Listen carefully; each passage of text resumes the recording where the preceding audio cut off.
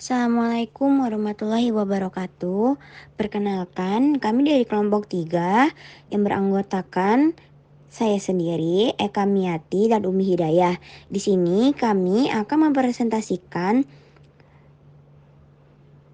tentang dampak tingkat cemaran Sungai Jenes terhadap kualitas air tanah warga di Kelurahan Joyotakan, Kecamatan Sarengan, Surakarta. Mata kuliah kali ini adalah tentang kimia lingkungan yang diampu oleh dosen kami yaitu Ibu Ocha Rawaniska. Selanjutnya akan diambil oleh rekan saya. Pendahuluan. Air berguna untuk memenuhi berbagai keperluan manusia setiap harinya, seperti mencuci pakaian, memasak, minum, dan lain-lain. Akhir-akhir ini, kondisi perairan semakin mengkhawatirkan. Banyak sekali perairan yang mulai tercemar, sehingga ketersediaan air bersih mulai terancam. Peristiwa ini terjadi akibat adanya aktivitas manusia yang semakin meningkat yang didorong oleh adanya peningkatan jumlah penduduk, menurut Huda dan kawan-kawan 2018. Di sisi lain, dampak negatif dari keberadaan industri dapat merugikan masyarakat dan lingkungan, mengingat semua kegiatan industri menghasilkan limbah. Jika tidak dikelola dengan benar, limbah dapat mencemari lingkungan dan menimbulkan risiko bagi kesehatan manusia. Di Indonesia, pencemaran air menjadi salah satu permasalahan lingkungan yang sering ditemui dan menarik perhatian banyak pihak, menurut Rumaisa dan kawan-kawan 2019. Hampir semua sungai di Indonesia, termasuk sungai di daerah pedalaman, perairannya telah tercemar limbah yang umumnya berasal dari aktivitas antropogenik yang menyebabkan kualitas perairan menjadi turun.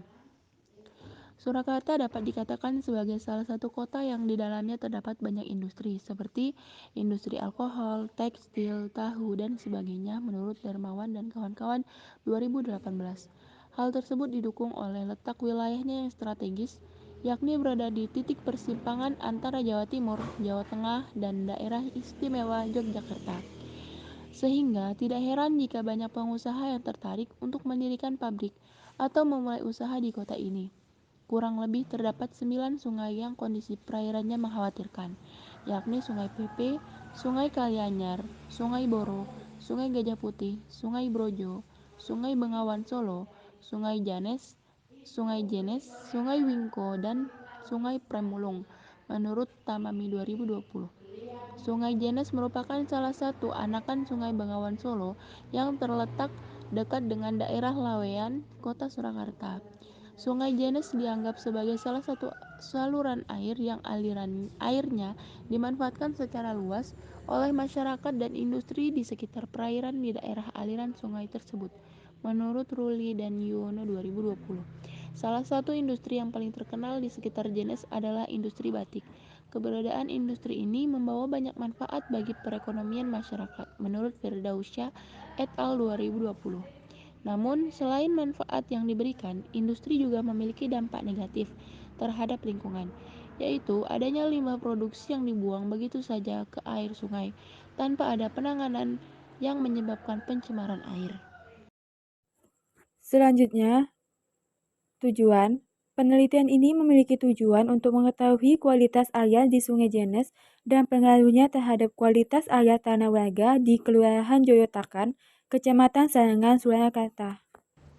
Selanjutnya, di sini saya akan menjelaskan tentang metode penelitian yang akan kami lakukan pada analisis data kali ini.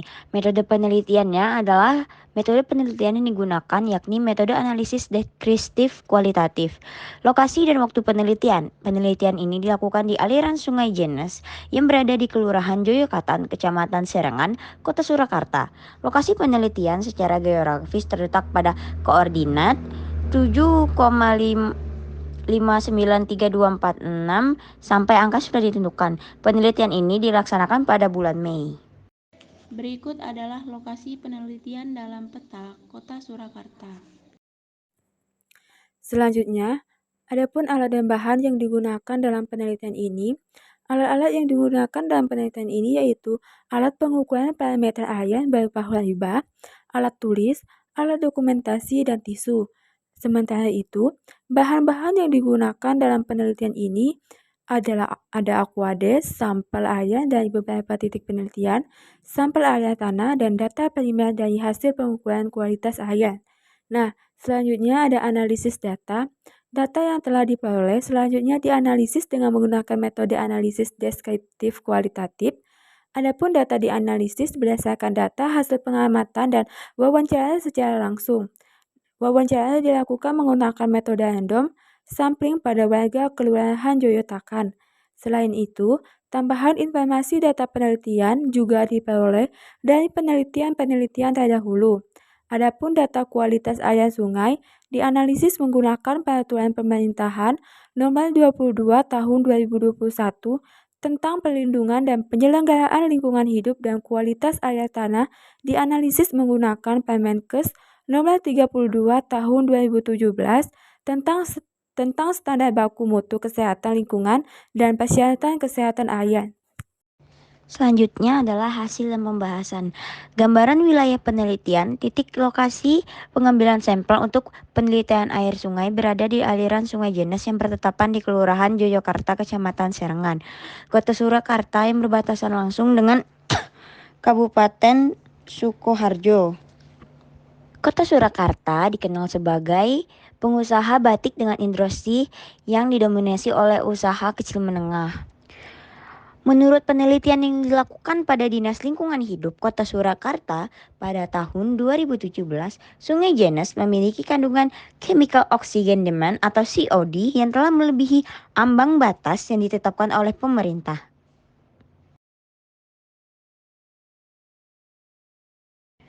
Sungai Jenes diketahui mengalami pencemaran air yang disebabkan karena adanya buangan limbah industri dari rumah tangga ke lingkungan perairan sungai tanpa pengolahan terlebih dahulu. Selain itu, peraturan lingkungan seperti analisis mengenai dampak lingkungan atau juga yang kita sebut AMDAL, UKL dan UPL, yaitu upaya pengolahan lingkungan dan upaya pemantauan lingkungan hidup yang belum maksimal pada pengoperasian industri-industri di sekitar sungai.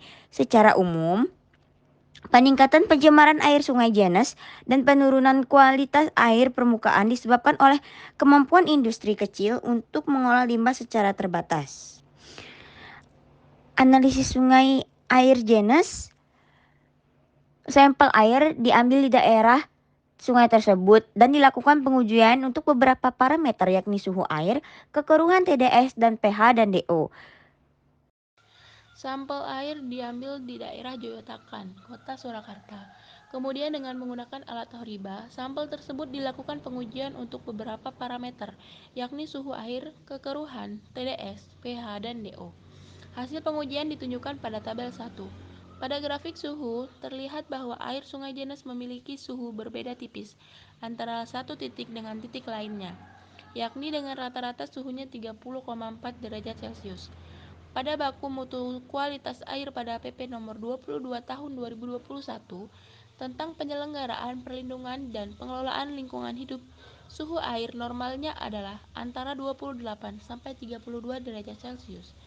Hal ini menunjukkan bahwa suhu air di seluruh titik pengamatan masih memenuhi baku mutu air.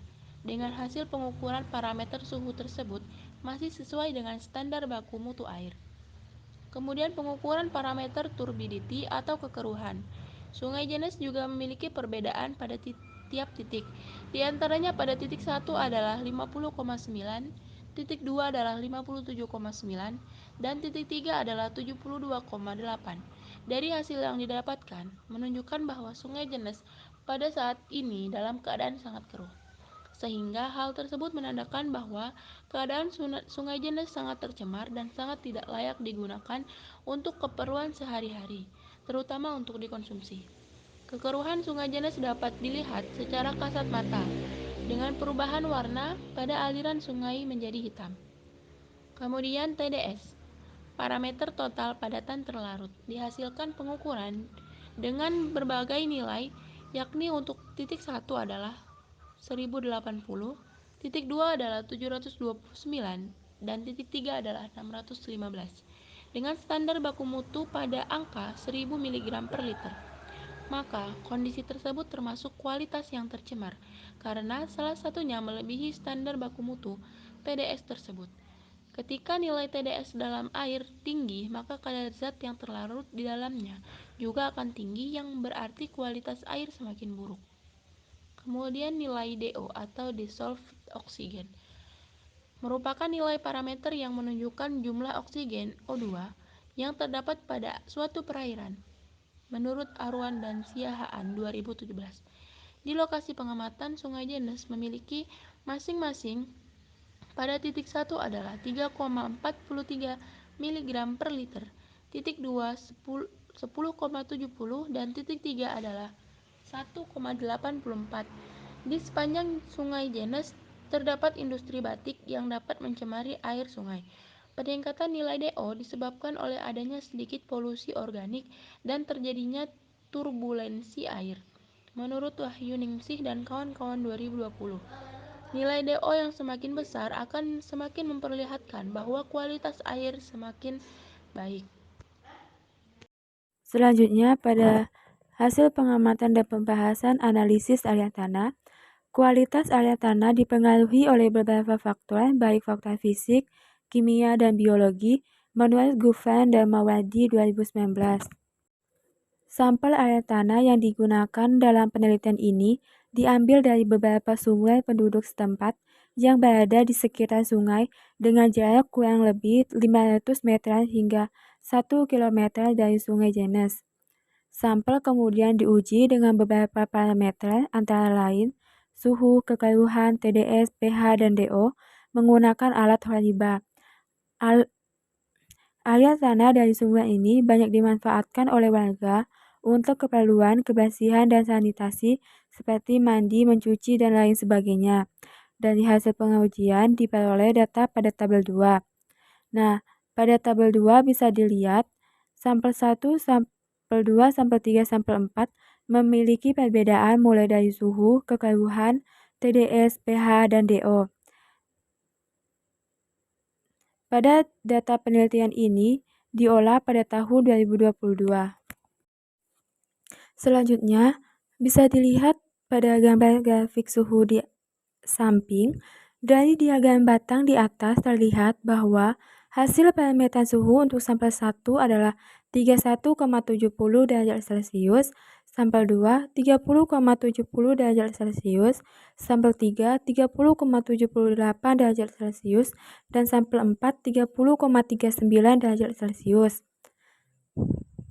Hasil pengukuran parameter suhu ini menunjukkan bahwa semua sampel yang digunakan memenuhi baku mutu yang ditetapkan dalam Peraturan Menteri Kesehatan Republik Indonesia Nomor 32 Tahun 2017 tentang kebersihan. Suhu udara di sekitar pada saat pengujian dilakukan yakni 32 derajat Celcius. Air yang baik memiliki suhu sama dengan suhu udara di sekitarnya. Menurut Fadila DKK tahun 2019, air yang memiliki perbedaan suhu secara signifikan di atas atau di bawah suhu udara berarti mengandung zat-zat tertentu atau terjadi proses tertentu yang mengeluarkan atau menyerap energi dalam air. Menurut Kusneidi tahun 2010. Selanjutnya ada grafik kekeruhan. Hasil parameter kekeruhan didapatkan pada sampel 1, 25,8 NTU, sampel 2, 14 NTU, sampel 3, 14,4 NTU, dan sampel keempat, 12,4 NTU. Hasil ini menunjukkan bahwa kekeruhan pada sampel 1 melebihi baku mutu yang telah ditetapkan, yakni 25 NTU. Kekeruhan pada air dipengaruhi oleh beberapa faktor antara lain zat halus seperti tanah, plankton, dan mikroorganisme lainnya. pH merupakan suatu parameter yang menunjukkan kondisi keasaman pada air. pH memiliki skala yang berkisaran antara 1 sampai 14. Ketika nilai pH di antara 1 sampai 7, maka termasuk kondisi asam. Sedangkan jika nilai pH 7-14 maka termasuk kondisi basa, dan nilai pH 7 adalah kondisi netral. Hasil pengukuran pH yang telah dilakukan pada sampel air tanah menunjukkan angka 6,55 untuk sampel pertama, 7,04 untuk sampel kedua, 7,23 untuk sampel ketiga, dan 6,63 untuk sampel keempat. Hasil tersebut menunjukkan bahwa keempat sampel air tanah memiliki pH yang sesuai dengan standar baku mutu yang telah ditetapkan, yakni 6,5 sampai 8,5. Kemudian ada grafik DO. Parameter DO diartikan sebagai jumlah dari oksigen terlarut dalam air. Tingkat oksigen terlarut dalam air memang peranan yang vital dalam proses di mana organisme di dalam air mendapatkan makanan. Oleh karena itu, kandungan oksigen terlarut dalam air yang semakin tinggi menandakan bahwa kualitas air tersebut semakin baik. Nah, sedangkan jika nilai DO rendah, maka hal ini dapat terjadi karena adanya bahan pencemar organik dalam jumlah yang banyak, sehingga air tanah menjadi tercemar. Pengukuran parameter DO untuk setiap air tanah menunjukkan 8,40 untuk sampel pertama, 5,94 untuk sampel kedua, 5,56 untuk sampel ketiga, dan 5,58 untuk sampel keempat. Pada standar baku mutu yang ditetapkan dalam Peraturan Menteri Kesehatan Republik Indonesia Nomor 32 Tahun 2017, tidak terdapat standar baku mutu parameter oksigen terlarut atau DO. Selanjutnya pada grafik TDS, standar baku mutu untuk parameter total dissolved solid TDS atau total padatan terlarut adalah 1000 mg per liter. Total dissolved solid atau TDS menunjukkan jumlah padatan terlarut dalam air menurut Tristianto tahun 2020. Jika dalam air nilai TDS semakin tinggi, maka akan semakin tinggi kandungan padatan terlarut dan kualitasnya akan semakin tidak baik. Nilai total padatan terlarut yang diperoleh pada sampel 1, 460 mg per liter, sampel 2, 378 mg per liter, sampel 3, 386 mg per liter, dan sampel 4, 353 mg per liter.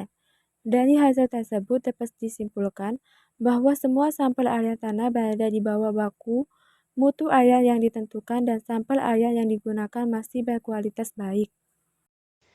Kesimpulan, perairan Sungai Jenes telah mengalami pencemaran dengan kategori tercemar berat yang dilihat dari hasil analisis parameter kualitas air sungai dengan menggunakan standar baku mutu yang ditetapkan pada PP nomor 22 tahun 2021.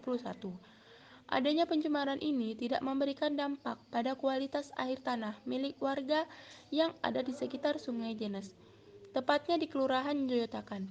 Hal ini dilihat dari nilai tiap parameter kualitas air tanah yang memenuhi standar baku mutu yang telah ditetapkan pada Permenkes nomor 32 tahun 2017. Sekian presentasi dari kelompok kami. Semoga apa yang telah kami jelaskan mudah dipahami dan bisa menambah wawasan ilmu pengetahuan kita tentang dampak tingkat pencemaran sungai terhadap kualitas air tanah. Dan maaf apabila ada kesalahan dalam penyampaian PPT kami. Saya tutup. Wabillahi taufiq wal hidayah. Wassalamualaikum warahmatullahi wabarakatuh.